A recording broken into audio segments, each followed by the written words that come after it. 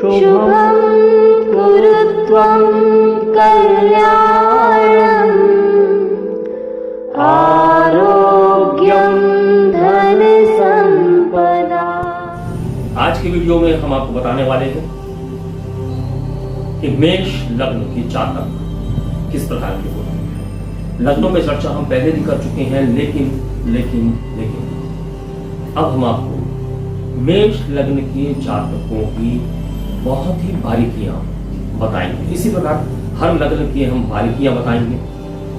बहुत से लोगों का हमारा प्रश्न होता है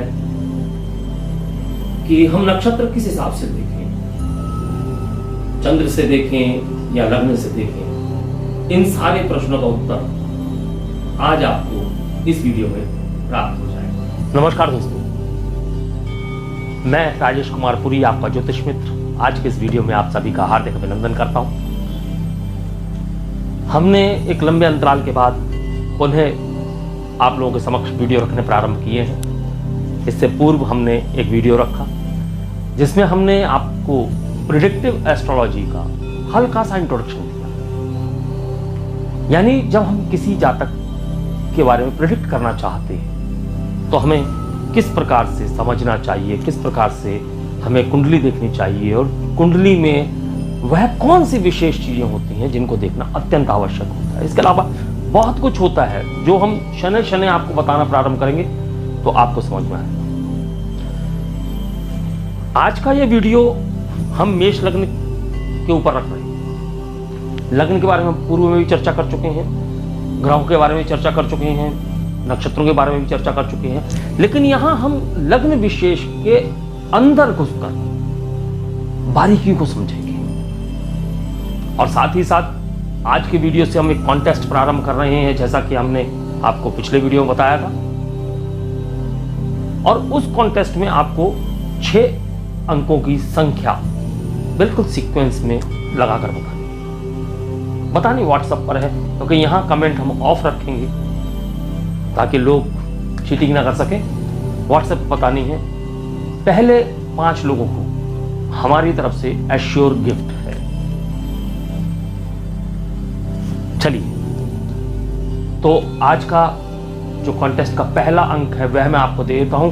इसके बाद के अंक में हम आपको बिल्कुल नहीं बताएंगे दूसरा, तीसरा, चौथा, 5वां, 6वां। हम सिर्फ और सिर्फ कॉन्टेस्ट का अंक या अगला अंक बोलकर आपको बताएंगे। तो आज की कॉन्टेस्ट का पहला अंक है 7 याद रखिएगा इसे। चलिए, अब हम आगे बढ़ते हैं लग्न की ओर। हम यहां पर लग्न को समझ रहे हैं, मेष लग्न को। तो इसको समझने से पहले हमको यह समझना आवश्यक है कि लग्न होता क्या है। अगर हम इसकी परिभाषा करें तो परिभाषा कुछ इस प्रकार से होती है कि जातक के जन्म के समय पर पूर्व दिशा में जो लग्न उदित हो रहा हो, यानी कि सूर्य जिस लग्न को देख रहा हो वह जातक का लग्न बन जाता है। तो जो पहला लग्न होता है उसमें सूर्य स्वयं होता है, यानी कि दिन का पहला लग्न सूर्य की स्थिति के अनुसार बनता है। आप देखेंगे कि जनवरी में जब सूर्य मकर राशि में आता है 14 जनवरी को, तो वह पूरा महीना 14 जनवरी से लेकर 14 फरवरी के आसपास तक, जब भी सूर्य अगली राशि में कुंभ में जाएगा उससे पूर्व वह पूरा महीना आपको प्रथम लग्न जो है मकर मिलेगा और वहां सूर्य होगा। अब उसके बाद में एक समयावधि के बाद 2 घंटा, 1.5 घंटा, 1.25 घंटा, इस प्रकार की समयावधि के बाद में लग्न बदलते जाएंगे और 24 घंटे में जो है 12 लग्न पूरे हो जाएंगे। कोई लग्न 1.5 घंटा चलता है, कोई लग्न 1.25 घंटे चलता है, कोई लग्न 2.25 घंटे चलता है, कोई लग्न 2 घंटे चलता है। इस प्रकार से रनिंग चलती है। इनके सबके लग्नों के समय निर्धारित है। तो हम लग्न क्या होता है यह समझें। अब लग्न से हम समझते क्या है यह हमको पहले से भी पता है, यहां पर हम उसको बहुत ही शॉर्ट में समझेंगे। यह काल पुरुष का शरीर है, यानी इस नक्शे को हम जब जोड़ते हैं, यानी जातक के जन्म के समय पर ब्रह्मांड में जो राशियों की, ग्रहों की, नक्षत्रों की स्थिति बनती है उसे एक नक्शे के रूप में, लग्नांक के रूप में रखा जाता है। यह ब्रह्मांड का वह नक्शा होता है जो जातक के जन्म के समय पर बनता है। अब हमने मान लिया कि जातक के जन्म के समय पर मेष लग्न था, तो हम मेष लग्न से प्रारंभ करेंगे। अब लग्न से हम क्या समझते हैं, पहले उस बात को समझते हैं। लग्न से हम जातक के चेहरे को समझते हैं, जातक के व्यक्तित्व को समझते हैं, जातक के स्वभाव को समझते हैं, जातक की कद काठी को समझते हैं। यह सारी बातें हम लग्न से समझते हैं। तो हम मेष लग्न क्या समझेंगे? अब चूंकि मेष लग्न है तो यहां पर अग्नि तत्व की प्रधानता मानी जाती है, क्योंकि जब भी हम किसी लग्न की बात करते हैं तो हम दोनों त्रिकोणों की बात भी करते हैं। पहला त्रिकोण यही होता है, दूसरा यह होता है और तीसरा यह होता है। जब हम तीनों त्रिकोणों की बात करते हैं तो तीनों त्रिकोणों में जिस तत्व की प्रधानता होगी, जातक का भी वही तत्व प्रधान होगा।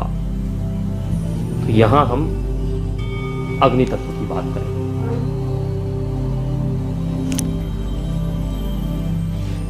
मेष का तत्व अग्नि, सिंह का तत्व अग्नि, धनु का तत्व अग्नि।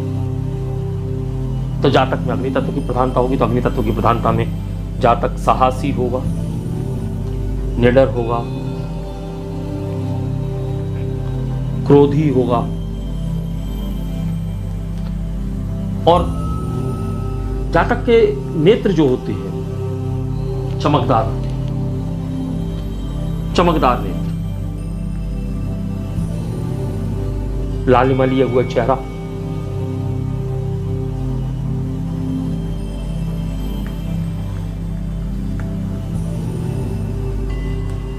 उसके अलावा जातक की कद काठी लंबी होगी, जातक पराक्रमी होगा और जातक की अगर गहराई की बात करें तो जातक का प्रचंड स्वभाव होगा, क्योंकि हम प्रचंडता की बात यहां से करते हैं। और कहीं गलती से राशि भी इन दोनों तीनों में से एक हो गई तो महाप्रचंड स्वभाव का जातक हो जाएगा।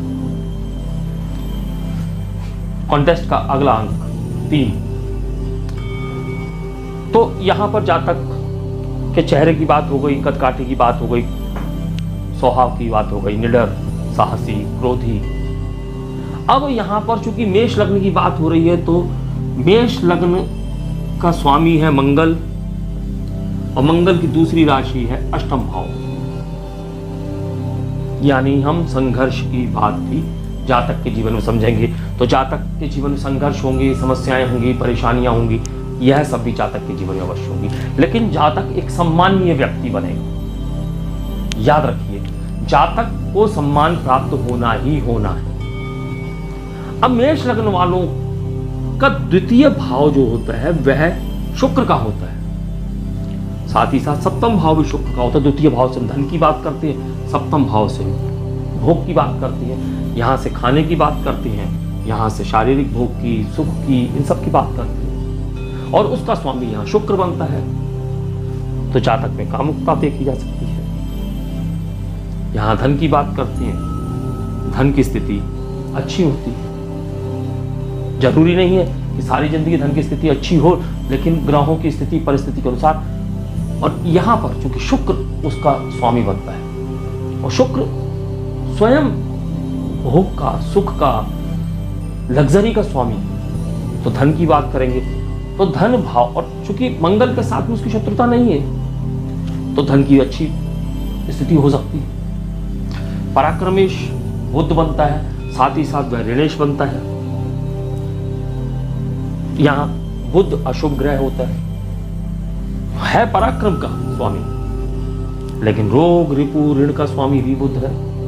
त्वचा रोग देखे जा सकते हैं, यानी बुध से संबंधित जो रोग हैं वह देखे जा सकते हैं। फोड़े, फुंसी, इस प्रकार की बात कर सकते हैं।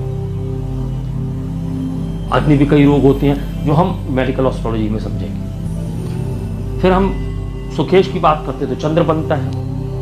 पंचमेश, जिसमें शिक्षा की, ज्ञान की, संतान की, इन सब की बातें करते हैं, इनका स्वामी सूर्य बनता है।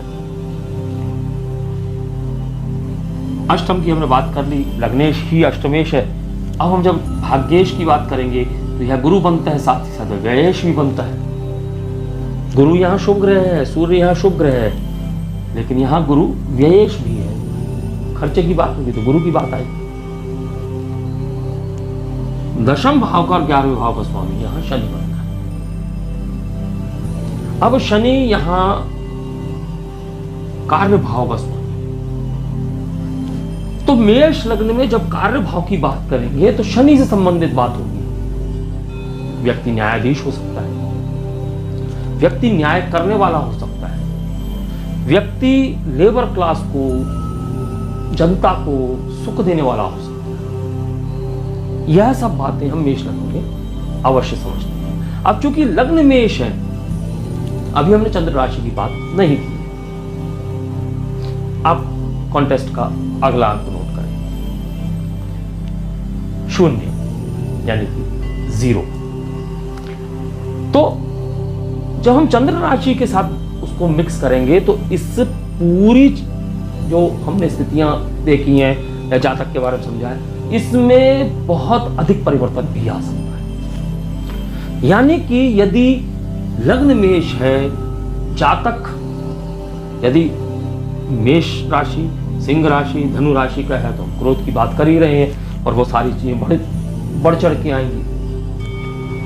ये सारे गुण जो है बढ़ चढ़ जाएंगे। सिंह होगा तो थोड़ी सी और ईगो भी आ सकती है, अहंकार आ सकता है। धनु हो गया तो थोड़ा मुंहपट प्रवृत्ति बन सकती है।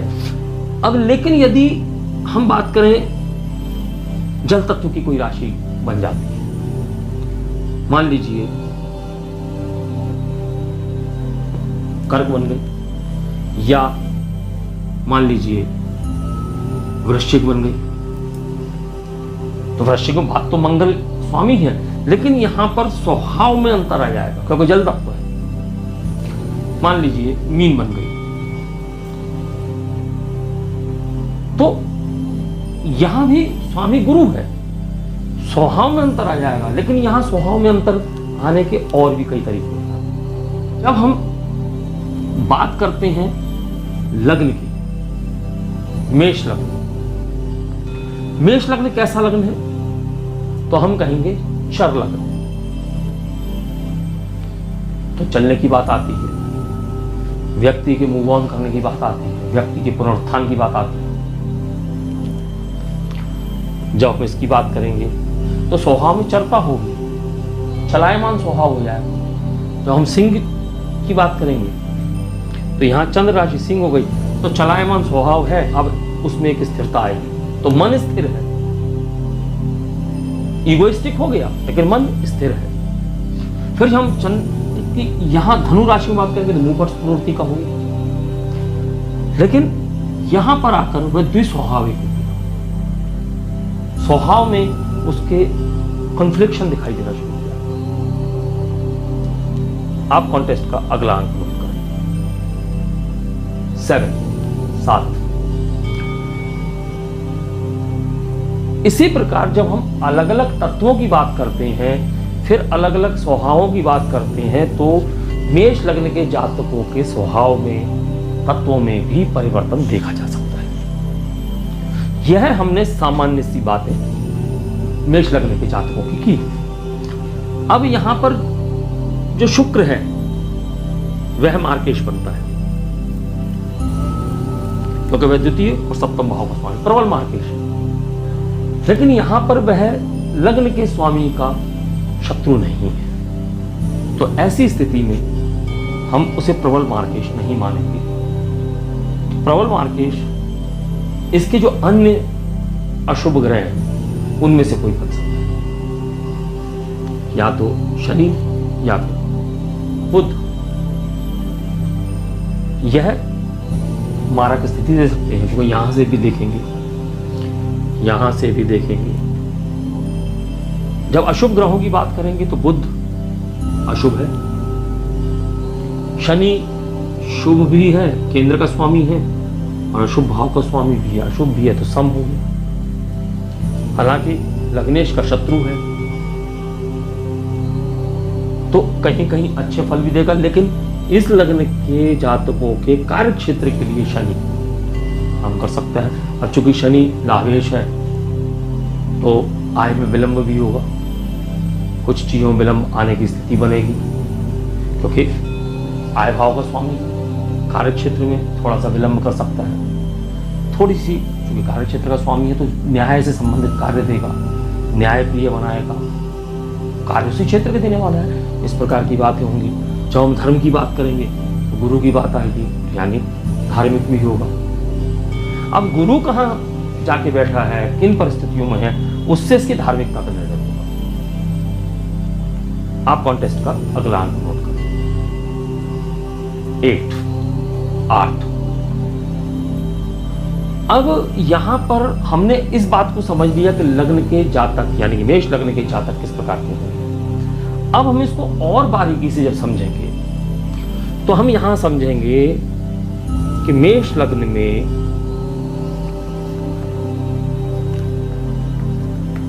यह 3 नक्षत्र आते हैं।